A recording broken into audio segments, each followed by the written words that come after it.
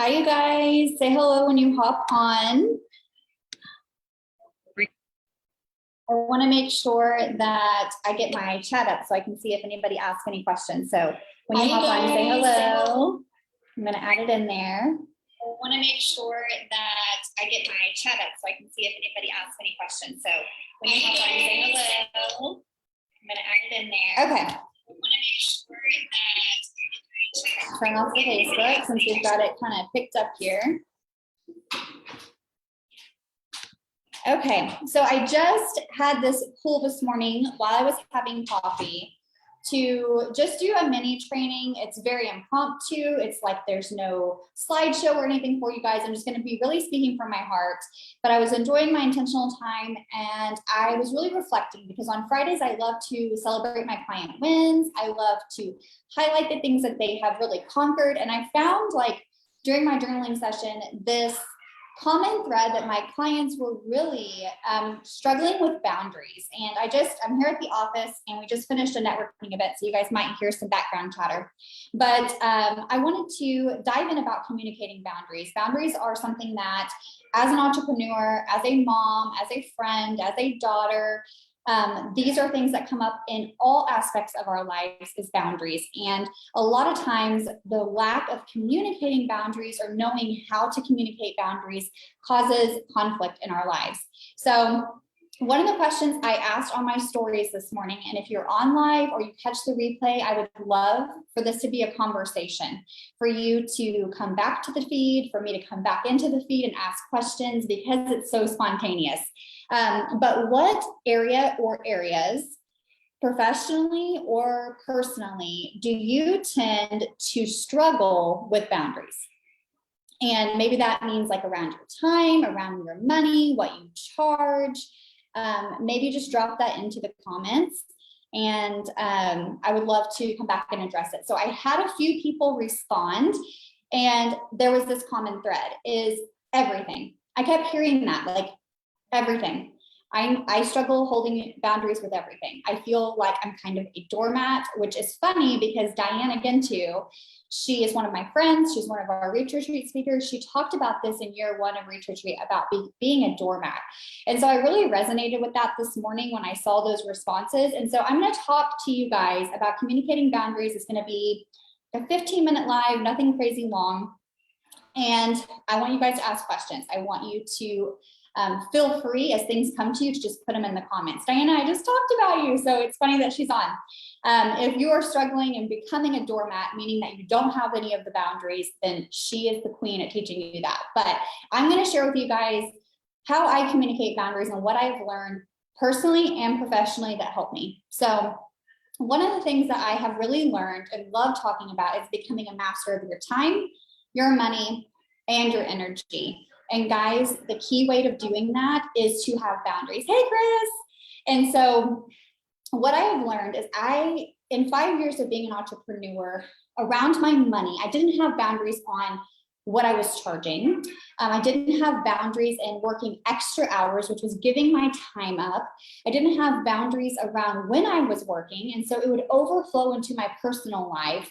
And I learned the hard way. And so if this sounds like you're like pulling the computer out at all hours of the night, you're at a date night with your husband and you're pulling your phone out and you're scrolling through and you're just like, you're totally disengaged. You constantly hear your kids asking, hey mom, look, look, look. And you're like, if you say look one more time, like does any of this resonate with you guys? Then there could be some real key identifiers that you're not implementing boundaries. And so for me, I'm going to give you guys an example of a boundary that my husband communicated with me in a way that made me feel very aware of the boundary that I needed to implement. And so one of the things was, he's like, every single night when you go to bed, you were scrolling through your email. And this was early on in my business. He was like, I feel like we spend most of our time together in the evening, like when we actually get to see each other without children. of you talking about your clients, and I'm really excited and I want to support your business, and you know I'm your biggest fan, but like I need this quality time with you. And his love language is quality time. And so I really wasn't honoring that. And I really didn't see a problem with it until someone communicated to me that it was a problem. And then I started thinking, like, how else is this affecting me?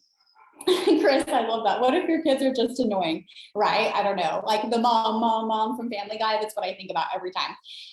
And so I started listening to, how is this boundary really affecting my sleep, my anxiety? How is this boundary affecting my relationship?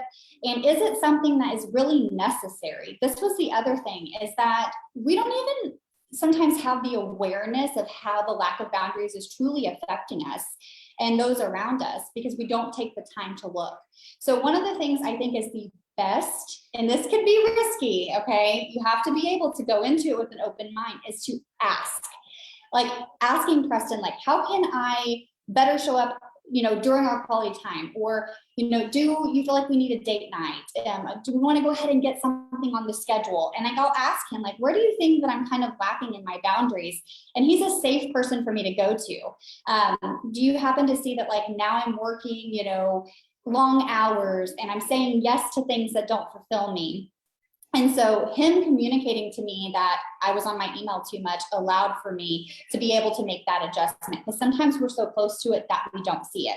So on the flip side of things, maybe you're not seeing that you have a lack of a boundary, is how to communicate boundaries with your clients. So maybe if you are in a position in business, okay, this could be whether you work for yourself, you work for an employer, whatever the case may be, you likely deal with people every single day. And one of the things that I noticed was that I was not in control of my time, and I was burning out. I was completely exhausted because I was saying yes to everything. If I say yes to this, it's going to move the needle in my business. But, if I say yes to volunteering at my kid's school, then it's going to make me a better mom. But then I also don't want to say no to volunteering at church, because that makes me a better Christian. And then, my family texted me last minute and wants me to go to this birthday dinner. And if I don't go, then, I'm really letting my family down. So I'm going to go ahead and say yes to that. And the issue is that I was not in control of my own time.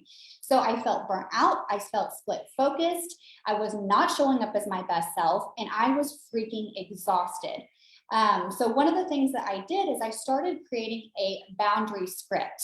This is a boundary script that I had to really learn and spend intentional time creating so that I would show up and actually use it. Because one of the biggest things that I teach is, you can have an intention all day long, but if your intention doesn't have an actual action behind it, it's mute. So intend in one hand, action in the other. Like, you can intend all day long, but you're not going to make forward momentum if you don't actually take the action. So whenever I have this boundary script, I go over it with my clients. I put it in my contracts when it comes to business. Like, these are my Voxer hours. These are the times that I'm available from this time to this time. This is the rate that I charge for this set amount of hours. This is my cancellation policy. And I go through those steps in order to make sure that I've clearly communicated them. So if there is resistance on their end, then that's kind of a personal issue, right? Like, if they clearly knew when I was working, how much I was working, what was expected, there's a lot less room for resistance, conflict, hurt feelings. And so I had to be one of those people that quit. I stopped being a yes person all the time so that I could be a better person when I did show up and do those things. So for my clients, I say, hey, I don't work on weekends. I don't work past 2 o'clock on Fridays. And the reason I do that is because it makes me a better coach, because I have quality time with my family. I take care of myself. I still spend Sundays self-caring so that I can overflow into you and show up as the best coach. So one of the biggest deals that I could give you, or advice that I could give you around communicating boundaries, is to really show that it's a mutual win, sorry. So when I say, these are my set hours, I'm winning because I'm protecting my time and I'm mastering my time, but my clients win because that time is set aside for them. They get the best of me during that time. And I'm excited to show up because it's in alignment with the life and the business that I desire. Another thing I want to give you as a tip about mastering your time is communicating clearly ahead of time. Like say you get on a Zoom meeting. Okay, this is something that we're all doing right now. And it's just dragging on and on and on. And then you're kind of like frustrated, or you're at an in-person consultation over coffee and you realize like, oh my gosh, like this is going way over the time.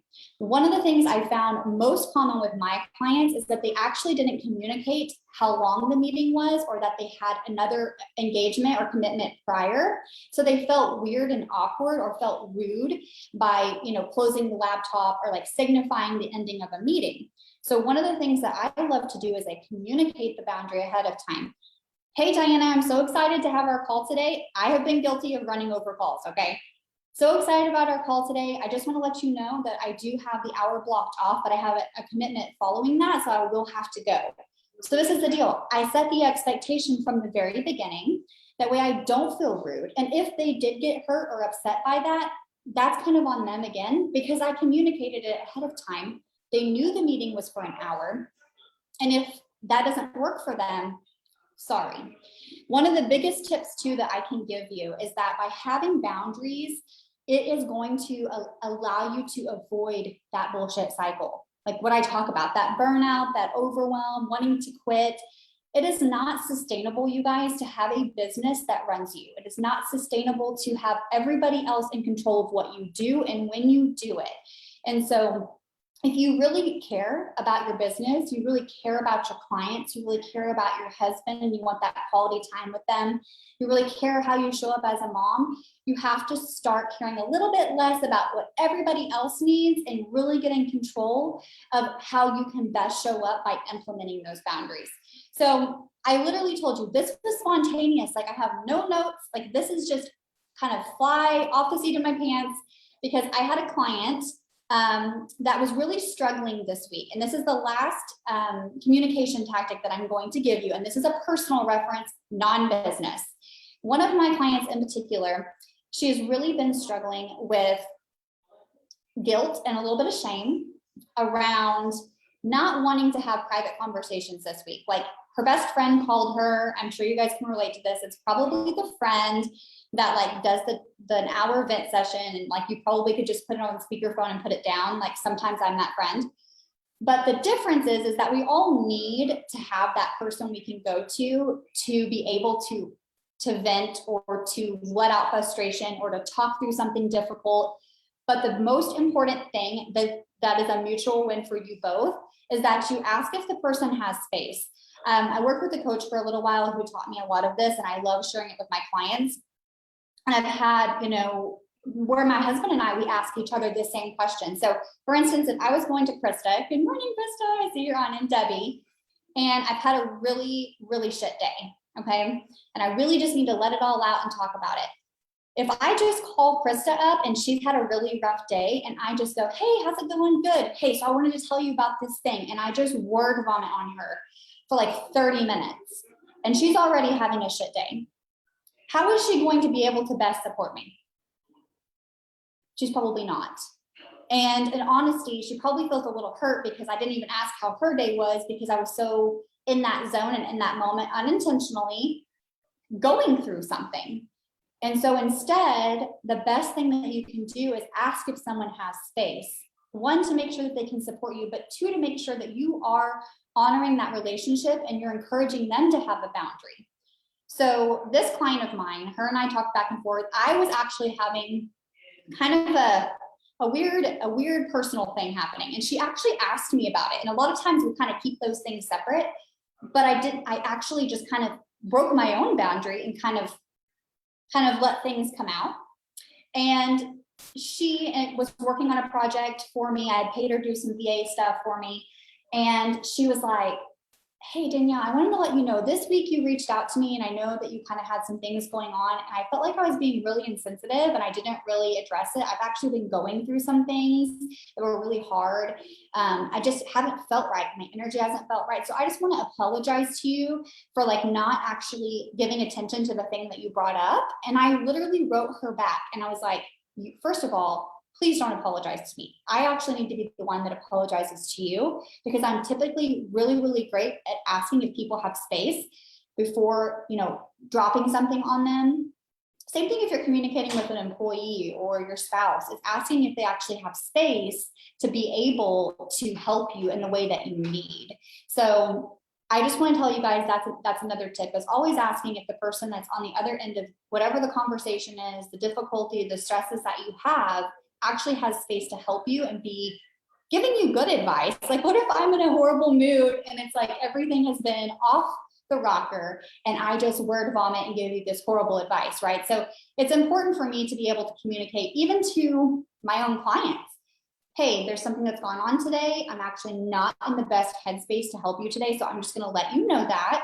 And if it's okay and there's nothing urgent, I think I'm going to pause today. There's nothing wrong with that, guys. We are human.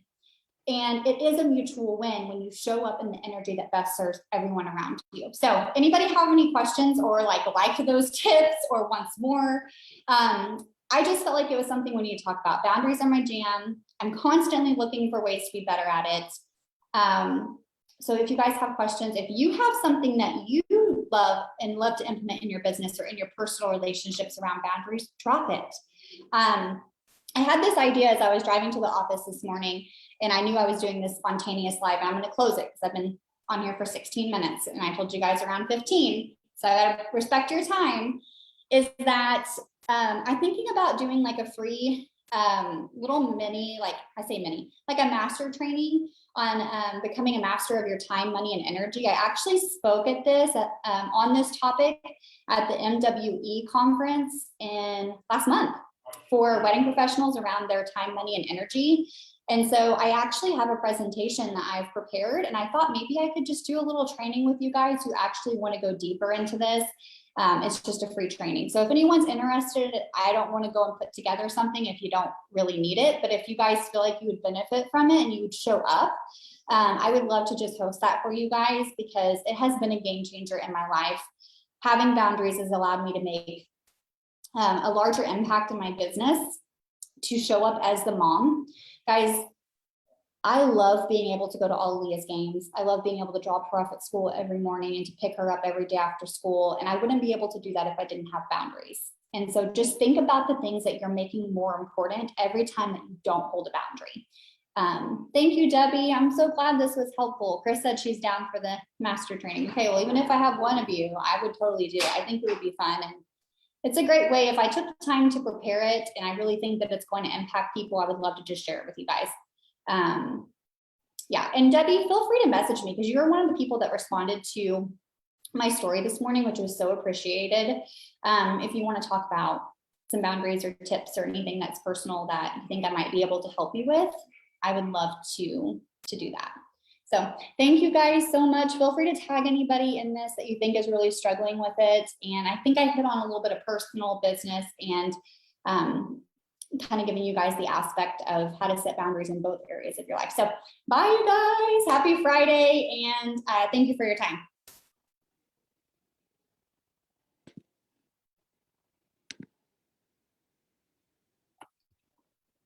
Okay, guys.